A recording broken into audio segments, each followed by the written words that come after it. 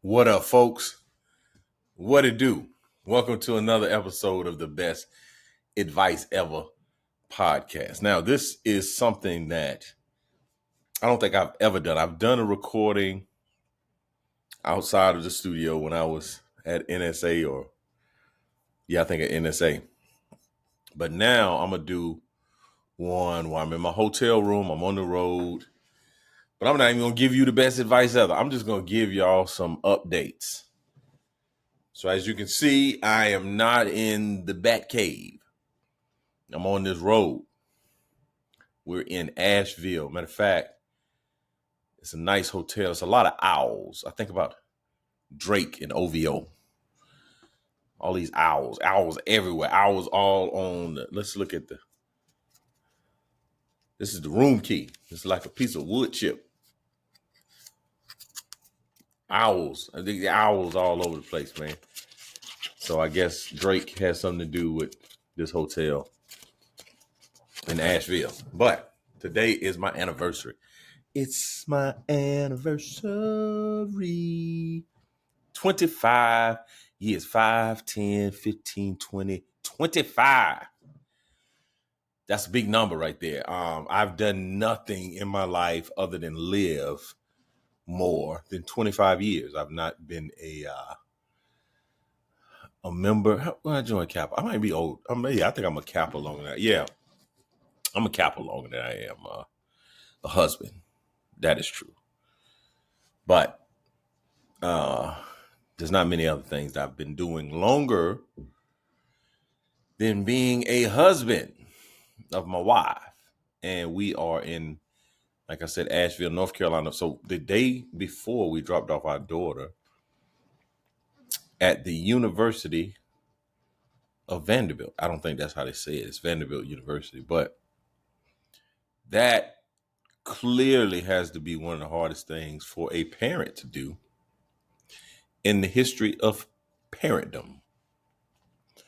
And it was hard, man. It was difficult. We had to, it was difficult for a few reasons. First off, I spent Thursday through Sunday on the road. Yeah, so I was doing a comedy run with the Comedy Zone, which I ran that same list or group of tours or venues last year. And last year we had good numbers. Last year I sold out in Greenville.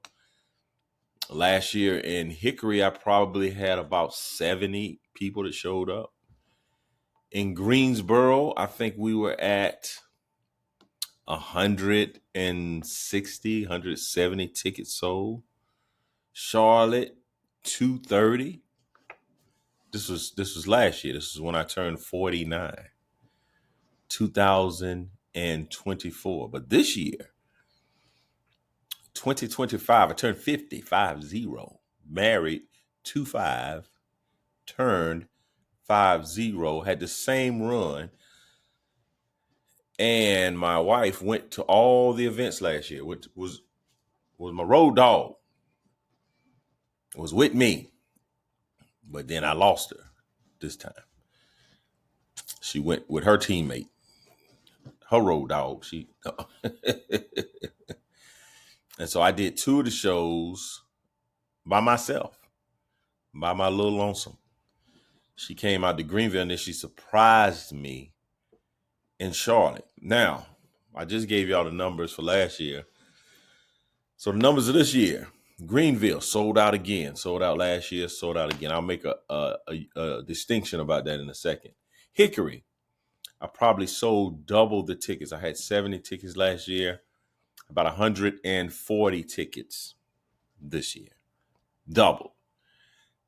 Greensboro sold out. Sold out. That's what Steve Harvey used to be like. Sold out. 3:00 on a Saturday afternoon. Sold it out. In Charlotte, Sunday night, 380 tickets. Gone. Sold out. Get them up out of here. Call the cops. Because there are no more seats, right? Very, very phenomenal. Very outstanding. From a year ago to now, trajectory is out of the roof. Like man, we cooking with Crisco, fish grease, hot. So the distinction that I want to make, last year, let's say for instance, sold out Greenville, 225 seats.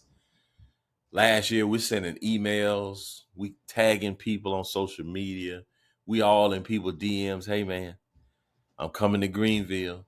Any type of connection. We went to college together, went to high school together, if we went to church together, if we bought a biscuit at the same Bojangles, we hit you up. If we got your card, if we were at a conference and we met you and you live in Greenville, hey man, I'm coming to Greenville. Would love to see your face in the place. That's what we did in 2024. This year, did none of that. Didn't email anybody, didn't DM, didn't say, hey man, make sure y'all get your tickets. This thing gonna sell out. So if I looked out in the crowd last year in Greenville, I would say 80% of the people that were in that audience, I personally knew these people. Or if I did not know them, there was some type of connection that brought them to the show. Like they knew my family, we went to college together. My wife reached out to them. She knew them. They were in her network. Folks from my high school, fraternity brothers, all that. I looked out there. It felt like a homecoming. A bunch of familiar faces. 2025, I didn't know 15% of these people. And we and the people that came last year, they didn't come this year. I don't know if they thought I was doing the same material. Like, hey man, we saw you last year. You can't clearly be doing a whole nother set, which I did. I did a different set, did different content. Because I don't want that to be said. I don't want you to come to Mike Goodwin show ever in life. I never want you to show up Mike Goodwin show and you be like, man, he did the same jokes. Now I'm gonna do some of the same jokes. That's just good business practices. If you go to McDonald's and they stop selling the Big Mac, you're gonna be mad. If they don't have the quarter pounder, you be like, hey man, what? What is we doing? So you're gonna hear what you're not gonna do. Like if you come to Mike Goodwin show, you're gonna get some what you're not gonna do. You're gonna get some South, right? But some of the other stuff, you may not get it. You're not gonna get plantation, man. People ask me about plantation. I can't even tell you last time I did plantation at a live show. I can't tell you. Death, I can't tell you the last time I did. They died doing what they love to do. Two things. I did it recently. But before recently, I didn't do that joke, man. I didn't do that joke for years. And I was happy about not doing the joke. So a whole new audience of people that came to Greenville. Same thing happened to Hickory. 140 people, man. Much more larger audience and first time attendees. People be like, hey man, we've been following you for years. I'm like, why you ain't bought them tickets before now? Why? What is led thoueth to buyeth the ticket now? And I'm grateful. Greenville sold that out. Matter of fact, a little bit of brag. They said the guy that was there that weekend in Greensboro, I said Greenville, but I meant Greensboro. He had 2 shows Friday, 2 shows Saturday. I heard from a little birdie that one show that Mike Goodwin did sold more tickets than 4 shows. Come on, somebody. Give God some praise. Give him praise and glory. I forgot what pastor said that. Give him praise and glory.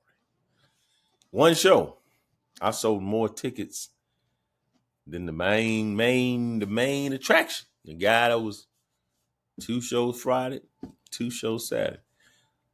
Sunday afternoon, 6:00 show, sold out. The Comedy Zone. That's big. Now, I don't know if I mentioned this last year around this time when I was doing this podcast, but last year I got up on stage and showed my tail. I was really petty. I was super petty last year because in Charlotte, I got up there and I told those folks, that I used to drive to Charlotte from Columbia to take a comedy class back in the day. When I went full time, I was trying to get into those clubs, and one of my partners told me, "Hey man, if you want to get in the clubs, you got to take that comedy class." And I'm like, "I don't need no comedy class. I'm already funny. I'm already making jokes." But the guy was like, "Man, this is an entryway.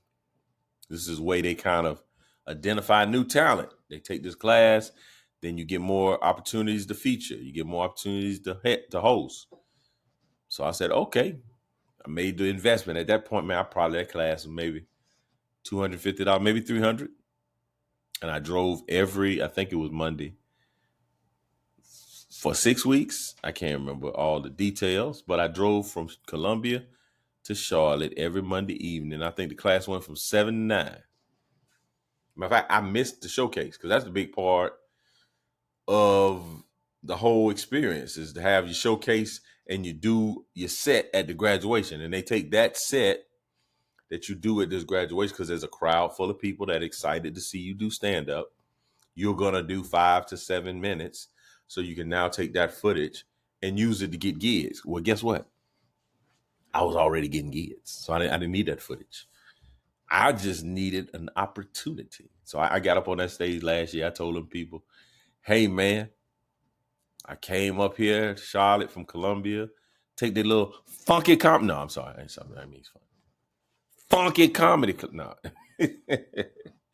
As I think about the class, let me say that probably, I would say, let's say 15 people took that class. I would say 15 took that class. And as I sit here today, I can only think about 2 other people that's doing stand-up at a level that is commiserate to professional comedy.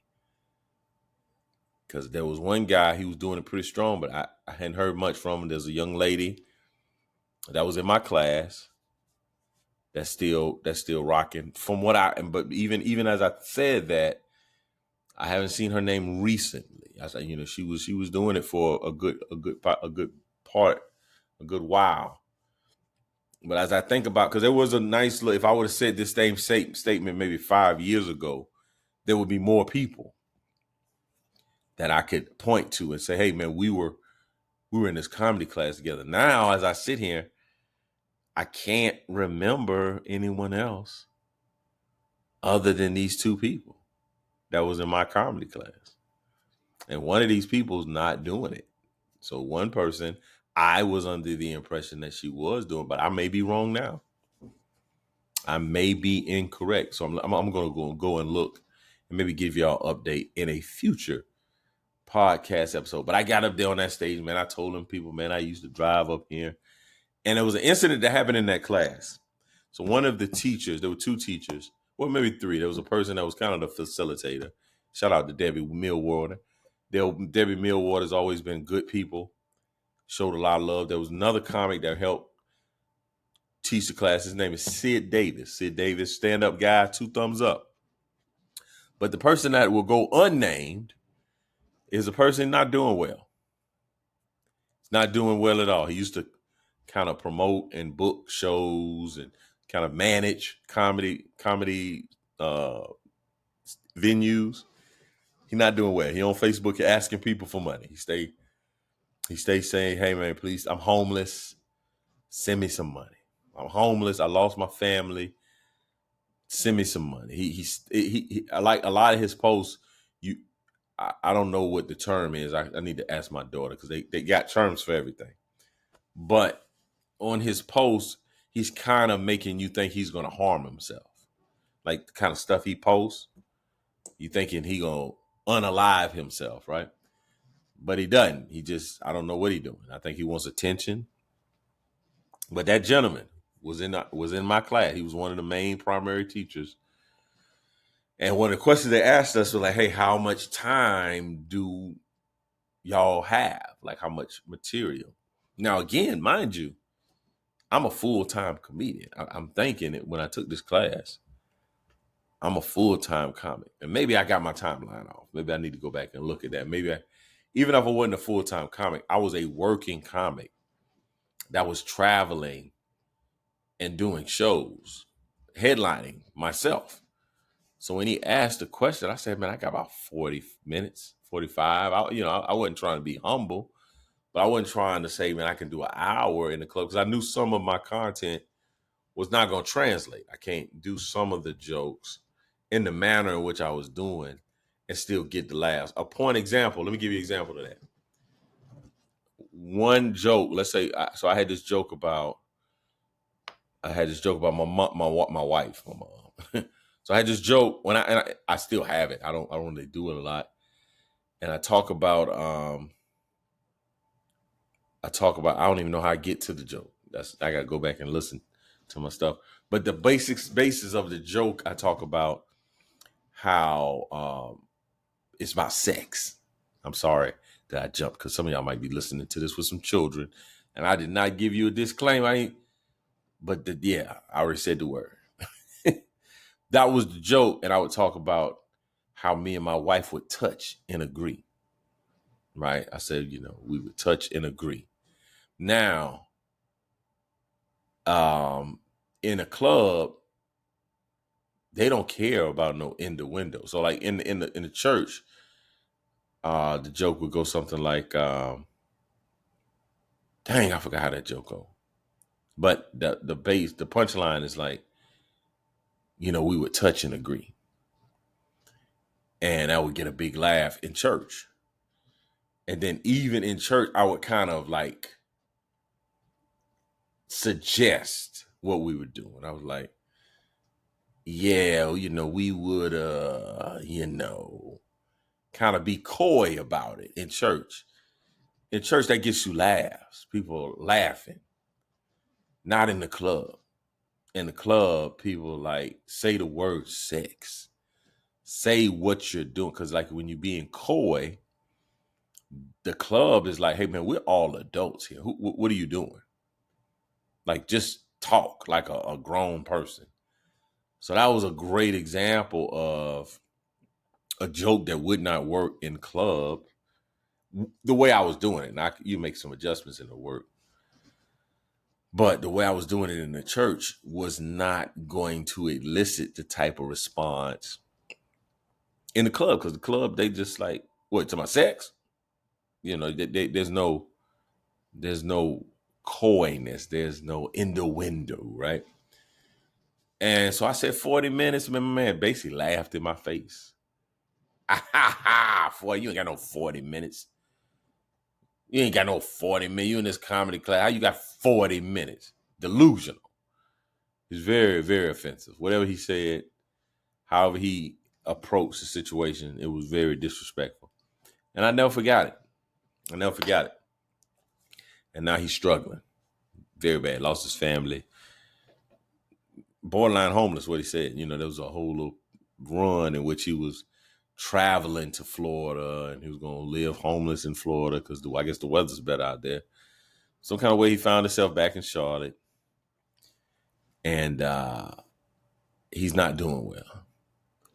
And I remember, it's one of those things where I think about, hey, man, treat people the way in which you want to be treated. Even if he did not believe, which he clearly didn't believe I had the material, I would at least done a little bit more investigation. I would say, hey, man, well, how long have you been doing stand-up? And I would say, hey, man, I've been doing stand-up for 4 years at this point. Man, and so again, I think I'm a little fuzzy on the timeline. I don't think I was full time by the time I started doing. When I took that comedy club, I think I still was working. But I have been doing comedy 4 years, doing family reunions, doing birthday parties, doing church events. Now I was venturing in to the church, into the club. So I understood that some of the material probably wouldn't translate. And some of it didn't, and some of it did. Like some of the stuff, I just realized the club was a lot faster. I often tell people, club was like the SEC, or maybe it was like the NFL, and church felt like the ACC in terms of football. If ACC, you got a couple of teams that's really good, but they're not They not scaring nobody. Nobody's afraid of an ACC team. Now, again, if you are an ACC fan, not trying to be disrespectful, just speaking facts. Nobody's afraid of Wake Forest football team. That's all I'm really trying to tell you. They'll play them, and Wake Forest might even get a win, but nobody's nervous. Nobody's like, oh my God, we got to play the Demon Deacons today. Nobody's losing sleep over this. Nobody's losing sleep over North Carolina State. You know what I'm saying? I'm just saying. And so that was the speed in which I was working in these family reunions, these I don't even know if I was doing corporate events at this moment, but I was doing a lot of church stuff. And it was real. Like the laughs was real, but it wasn't the highest level. It wasn't the NFL. The club is the NFL. Like club, and man, you can't throw no little screen pass and think you're gonna get a first down. They sniffing that out. Your quarterback can't hold the ball and run for 10 yards like he did in college. Nah, they're gonna blow him up. So that's what I experienced in the clubs when I made that transition. And so, man, I sold that club out, man. I got up on there and I told them people, man, I got this email, because I did. I got an email. And my timeline was off there, too, because I went to Marietta, Georgia. Basically, I didn't sell out this place, but I packed it, lying around the corner. Huge. And so I did that show, standing ovation. People went to dinner that night at a diner in Atlanta. Folks clapping for me when I walked in. It was like one of the coolest moments. Then that Saturday morning, because that's Friday night, that Saturday morning, I get an email from my booking agent at the time, basically telling me, hey, man, the club's a little concerned about your ticket sales. They said that you're the lowest act. Your sales are the lowest of all the acts from now. And at that moment in time, it might have been May. From now until August, your sales are the lowest sales at each venue comprehensively. Like, there's no place, like, it's not like you got Greenville and there's a lot of sales, but these other three, you got little sales. They're like little sales across the board. I get that email first thing in the morning after having like a cloud 9 experience, right? But I don't work with the fella no more. R.I.P. No, man. R.I.P. That's not nice. Matter of fact, I was gonna send. My petty. I'm strong with the petty force. I was gonna send because I got I pay commission, and yesterday I was gonna send. He sent me an invoice for the commission that I just did this run, and I was gonna put last Comedy Zone commission, last Comedy Zone run, but my wife discouraged me from being super petty. So again, I had this weekend. And then, so we left, my wife surprised me in Charlotte. I do the meet and greet, man. Meet and greet lines. That's one thing when I'm like, as an entertainer, when people will stand in line for a long amount of time to come shake your hand, take a picture, you got something going on. Because I'm telling you, when I started, man, people, you'll rock the house and they'll walk right out that door. They'll barely wave on the way out. They'll be like, all right, got to get to work tomorrow. But, man, I had a line of people wait to come take a picture, tell me how much my comedy means to them. All the things, man. I'm honored. It's an absolute honor. So we left Charlotte that night. I came back Columbia, got to Columbia maybe around 10 o'clock, ate some dinner, went to bed for maybe 3-4 hours. I had to get up, pack all this stuff up in my truck, and drive to Nashville. Now, what I had been dealing with is my tire light, my tire pressure light had come on when I was driving from Greenville to Hickory. And it came on at a time, like at that moment, it probably was like 3 o'clock. So I go to a gas station, I put some air in the tire. I call to the guy that's at Hickory, like the promoter, the guy that's running. I'm like, hey, my tire indicator, my tire pressure light came on. Are there some places I can drop my truck off when I get there to have somebody look at it? Because I don't feel comfortable driving from Hickory to Greensboro the next day without somebody looking at my tire. And so my man gave me the assurance that he would stop by some shops. Because here's the other thing. I'm going to Hickory, North Carolina, small town. Small towns on Fridays, those don't jive real. If you're in a small town and somebody has a business, I can guarantee you they're closing at no later than 5 o'clock. Like people are trying to get, even though they're entrepreneurs, even though they have this business that's generating revenue, they are trying to get out of there and do what the big DM used to say when I was a kid. It's the weekend, baby. So I knew I was kind of up against it because I was pulling in town around about 4:30. So it gave me about 30 minutes to pull into a spot before those shops closed. When the guy gave me the full assurance that, oh man, just let me know when you get close. We can, there's like 2 tire shops right by the club, so we can get you over there. So I'm like, great. So then I get there, I pull up, that man act like he never told me nothing about no car. So I'm like, hey, what's up with the tire shops? He said, oh man, they closed. Like they closed. And then the other one, and then you sometimes people give you information that's, why you even share with that? He's like, yeah, my boy got a shop. I was like, oh, can we call him? Oh yeah, man, he out of town. Why would you even say that? But they did have a tire pump.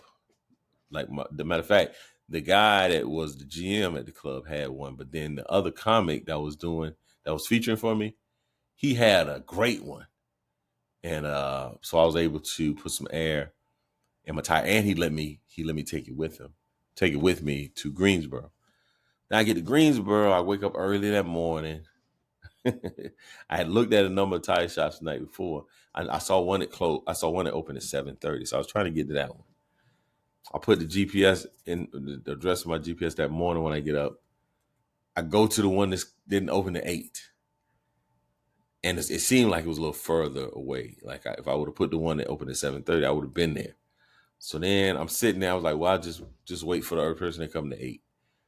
But then after about 5 minutes, I was like, even if I leave now and get to the spot, it still won't be 8 o'clock. So let me go ahead and go to the other spot. So I drive to the other spot that's 7:30, it's going to open up. But they were like 11 minutes from where I was at. So I drive over there. I get there about 7:45, something like that. When I pull up, there's a couple coming out of the shop, and I'm like, "Oh, that's not a good sign." You don't want to see people leaving. Like they came out of the shop, got in their car, and left. So I went inside the shop. I said, "Hey, I think I got a slow leak in my tire. I'd love somebody to look at it." The woman says, "Okay, well, can you leave it?" I don't know if she said, "Can you leave it?" Oh, she basically was like, "Well, do you have an appointment?" That's what she said. She said, "Do you have an appointment?" I was like, No. I'm on the road, man. I ain't got no appointment. So she says, "We have 3 appointments before you. Can you leave it?" And I'm like, "Nah, I can't. I can't leave it. I got to take an Uber back to the hotel and then come back. That's a lot." I'm like, "Nah, I'll go take my chances with another spot." So I jump in the car. I go to the place that's probably closest to my hotel. I pull up, explain to the guy, "Hey man, my indicator light came on yesterday, hadn't come on since, but I'm a little bit concerned." So they go out there and they do their diagnostics, the whole deal. They find no issue with the tire. Dude, like, "Hey man, I got no issue with the tire. Tire looks fine. I see where they patched it." He was basically like, it probably was just the change in the weather. When the weather changes, sometimes the indicators act a little finicky. So now I'm a little bit wildered because I know when I leave Greensboro, I got to go to Charlotte, and then I got to also drive to Nashville, which is almost 7 hours from Columbia. So I'm concerned about this tire. So I tell this guy this. I say, "Hey man," I understand you didn't find anything, but tomorrow I got to drive to Charlotte, and then from Charlotte I got to go to Columbia. Then I got to drive to Nashville on Monday. Like I need to be sure that I got a good tire. So the dude, and shout out to that dude, because man, he could have took advantage of me, because I would have bought a new tire unnecessarily just because I was concerned. He said, and this was another reason I went to the shop, because they opened on Sunday. So I figured that, my show was like 4:00 on Saturday. I had enough time to get back to my room, get up the next morning, and drop it off Sunday morning if I needed to. They open at 9. Let's say I need a new tire. Hopefully they can get right to it. 9, maybe 10:30, 11. They finish. I come back, or if I would have left it, I would have stayed there with it. But 11, 12, that gives me enough time to get the tire fixed and drive to Charlotte. But dude looks at it and say, hey, man, we did all the stuff, man. We don't see any issues. Tire's fine. And then we'll take a look at the other 3. And then those tires were fine too. So it basically charged me like $33 for like examining the tires. So I leave there, I go to Charlotte, no issue. Matter of fact, I give the dude his tire pump back because I borrowed it in Hickory. So then I drive to Columbia, no issue. Get to Columbia, man, my wife got all this stuff that needs to go in my truck. So I'm a little bit concerned about the pressure that it's going to put on the tires. And, initially I felt like, man, I don't know if this all can fit in one vehicle. Like my vehicle's bigger. So the game plan was to put all the stuff in my vehicle. But I was like, man, that's a lot of stuff. Maybe we both need to drive. And my wife's like, nah, I ain't trying to do that. Not trying to drive. So we were able to put all the stuff in, and then my mind that morning was like, well, maybe I could just wait to 7:30, take it to Goodyear, get a new tire, and go. So that was one of the options. But I just finally got to the point. I was like, man, let's just drive. Let's just drive to Nashville, see how this tire hold up. Because if I'm driving and I'm going that direction, hopefully I'll land in a town that has some tire shops and I can get it repaired. But I had no indication. So that Sunday morning, I actually got up and went to Goals, and went to a Goals a little bit further away to get a car opportunity for that signal to come on. But it didn't come on. So then I left, drove to Charlotte, signal didn't come on. Left Charlotte, drove to Columbia, still wasn't on. We left that morning 5:30, drove to Nashville, light never came on. Now we're in Asheville, probably an hour, 2 hours away from the house.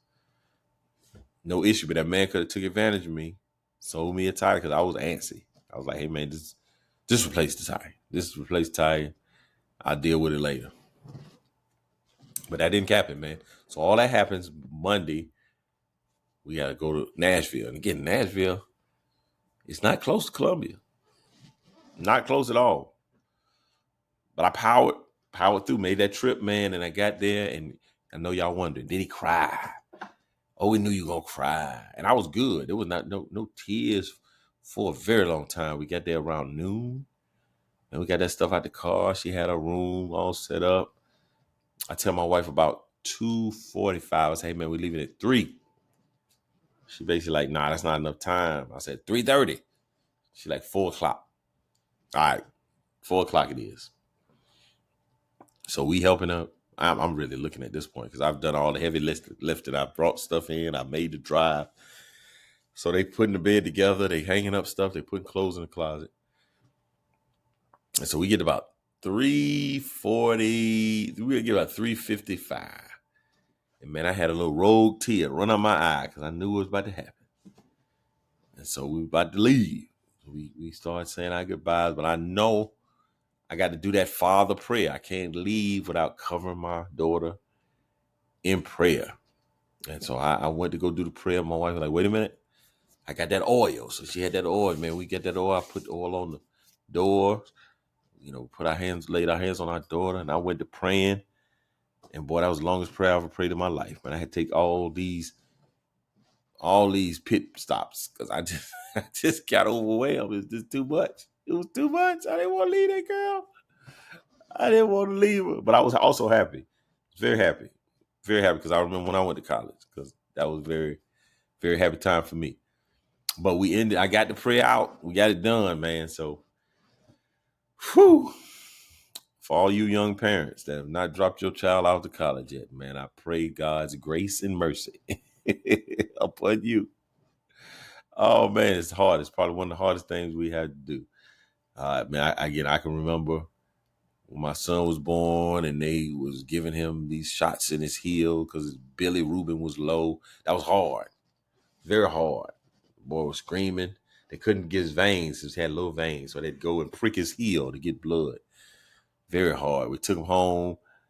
He had some issues with jaundice. He was a little, his coloration wasn't working, so we had to take him back. So that was hard.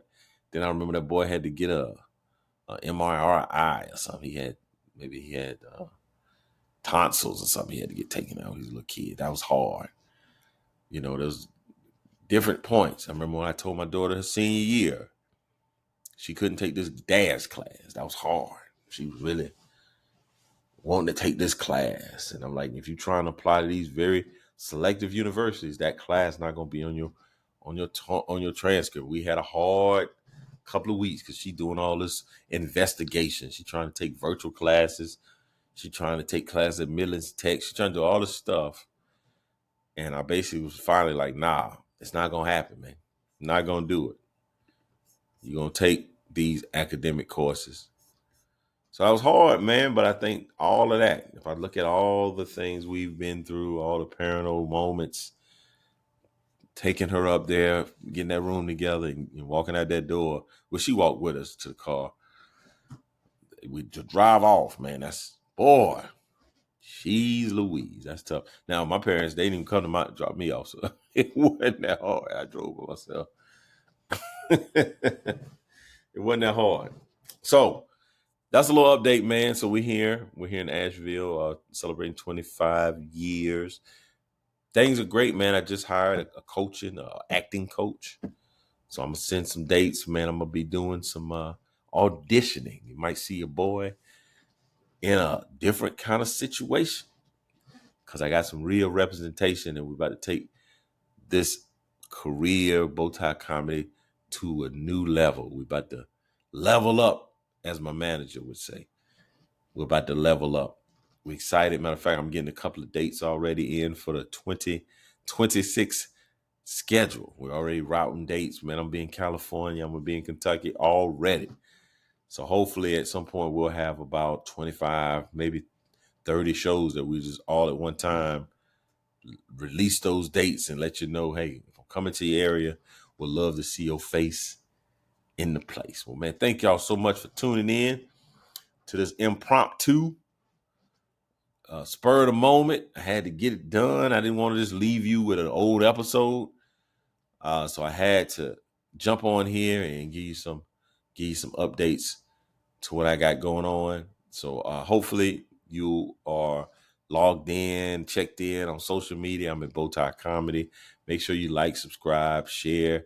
Let folks know that I got this podcast that's blessing your life and you think it would bless others. Tell them about it. Leave a review. Send me an email. If you've got any questions, email me at bowtiecomedy@gmail.com. That comes right to me. That's mine. That's Mike Goodwin, bowtiecomedy@gmail.com. So thank y'all so much for tuning in. I'll be so excited for y'all to hear my new Diddy joke. Ooh, I got a P. Diddy joke. Is working. It's going very well. Hopefully you'll get your hands on it at some point. But until then, I'll see you next week. Same bat channel, same bat place. You could have been anywhere in the world, but you're here with me, and I appreciate it. See you next time.